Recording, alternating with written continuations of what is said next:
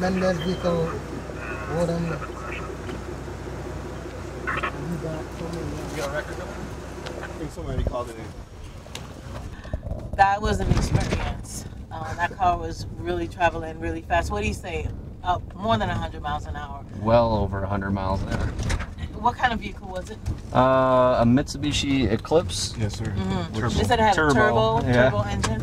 Go ahead and impound the vehicle, and he'll have to explain he wants to get it back. What he was doing driving down Melvin H. Evans Highway at over 100 miles an hour on Thursday night. So it ended well. The officers did a really good job. That could have ended really, really badly. You know, a vehicle traveling at that speed, it would have been very unsafe to try to block the vehicle in, and the officers used great restraint on that. So I'm really proud that they did it by the book. We just had this chase out on the highway, and we're back to packaging up the evidence. Okay, so like I was saying before, we want to weigh the drugs as a gross weight. So, put all of them in the container here, and we have a gross of 18 grams. Okay, so after the appropriate paperwork's been filed, come in any one of these lockers, and that one's used. Okay, here, and I secure the evidence with the paperwork and push a button. That's it. The next person in the chain of custody will be the forensic officer, and they're the only ones that have access to this. So when they access it, so the police officers don't have. No, we don't have any access to this at all. Just the forensic techs, and so that's the next part of the chain. They'll come in and process that.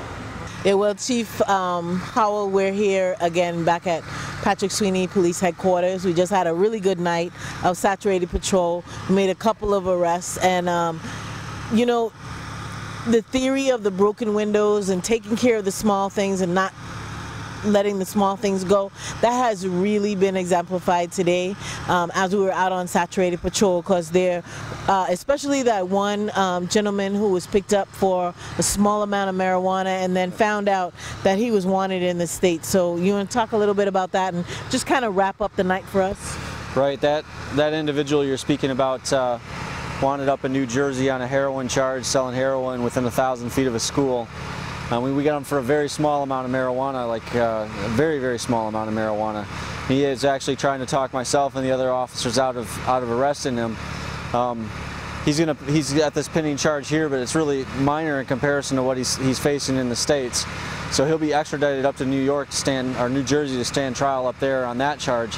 And it's a very significant charge. You know, had we let that guy go, potentially we'd be putting someone back out on the street that, you know, is not only wanted in the States, but obviously, you know, a danger to the community. Selling heroin, you know, within close proximity to a school is serious business. So, I mean, that's a perfect example of why we take zero tolerance, because we really never know what we're dealing with until we get them back into the station. We can sit them down, run them through NCIC and check their criminal history, check them for wants and warrants. So that's just one more example of why it's important and why we do what we do. We do get a little bit of flack. You know, I think that over time people have got accustomed to the idea that, you know, that police officers won't enforce some of these simple violations.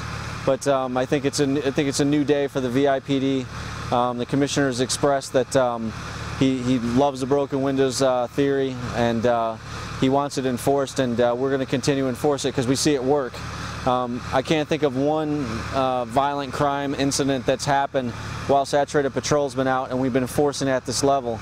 So the new challenge will be to bring the patrol officers into this, to streamline the arrest procedures so they can actively enforce a broken windows theory. They can go out and arrest and get right back out on the street without getting tied up with the whole arrest procedure. We do it here on a small scale, and it works. So there's no reason we can't do it at a larger scale as well. Yeah, and definitely the VIPD is implementing this theory territory-wide and going after all the small crimes as well as the big crimes.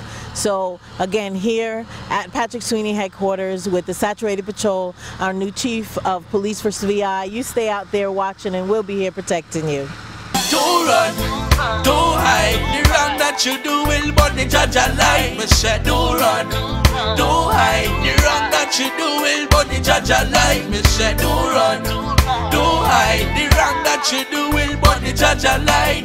Don't run, don't hide. You do the crime, so you must pay the time. Whoa, whoa, whoa. You're playing at your bad, you're playing at your tough. But why you will run so when things are get tough? The innocent are bad, so the guilty must pay. Tis long overdue, now it's your judgment day. You're running all about committing all your crime, but judge don't say time longer than twine. What's done up in the dark must come out in the light. So when your time comes, nobody run, nobody hide.